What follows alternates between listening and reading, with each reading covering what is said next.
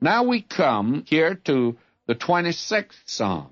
Now, David was confessing his sins in the last one, and David was a great sinner. But in this psalm, he's talking about his righteousness.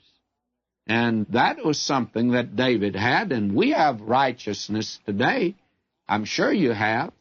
I don't know about you. I have a perfect righteousness, but it's not Vernon McGee's. I'm told the Lord Jesus Christ has been made unto me righteousness, and that's as well as redemption. That's on the plus side of the ledger. And I stand complete in Him, accepted in the Beloved. And that's what it means to pray in His name. It's to present His work, His merit, and who He is. Notice now Psalm 26. Judge me, O Lord, for I have walked in mine integrity. I have trusted also in the Lord, therefore I shall not slide. Examine me, O Lord, and prove me. Test my heart and my mind.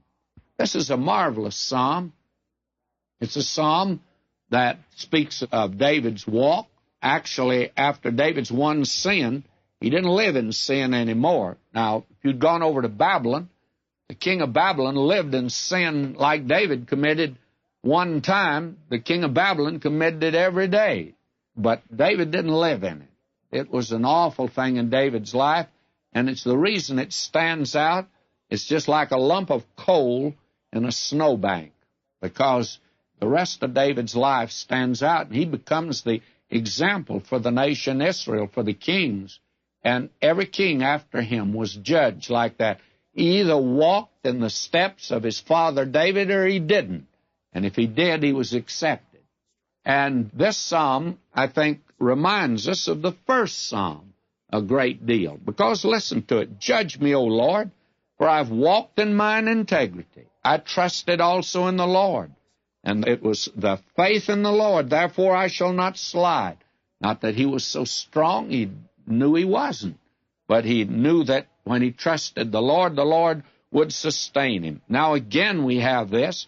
For thy loving kindness is before mine eyes, and I have walked in thy truth.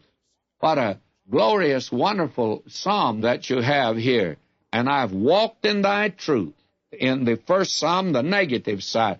Blessed is the man that walketh not. Well, he says here, I've walked in thy truth.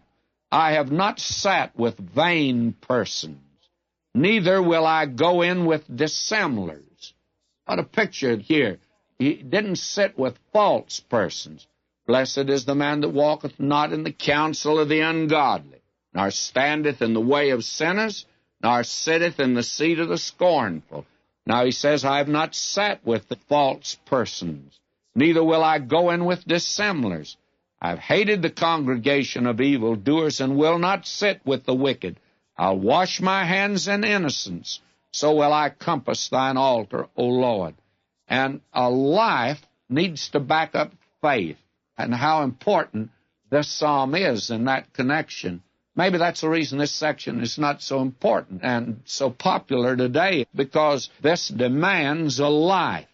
And he says now here, the last verse, notice it, my foot standeth in an even place, in the congregations will I bless the Lord. Now his foot standeth in an even place. That means that he's sure-footed now. He's established on a rock. The even place speaks of that. You know, if you're on the side of a hill, it's slippery. You have to fall. A lot of Christians are standing there today, and they're playing with evil. They get close to it, like the little boy that one night his mother heard a noise back in the kitchen, and she said, Willie, where are you? He said, I'm in the pantry. She said, what are you doing? He says, I'm fighting temptation. Now, friends, that's not the place to fight temptation. You need to get out of there. And there are a lot of Christians today flirt with sin. Some time ago, I think I shared this letter with listeners, but I can give the incident. I never give the place. It's somewhere in the United States. This woman wrote me about how her husband died, and a friend of the husband, their friend had been so close to them, he became the one who handled the estate.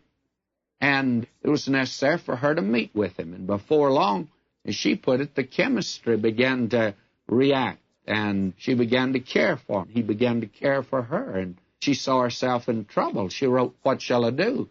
I said, "You're in a burning building. You jump out just quickly as you can. If I were you, would get out of that town." Have a letter from her from way off in another place. She left. She got away. She said, I would have fallen had I stayed there. It's well to have your feet on even ground, friends. Where you standing today? The reason a great many people fall, they're fighting temptation in the pantry. That's no place to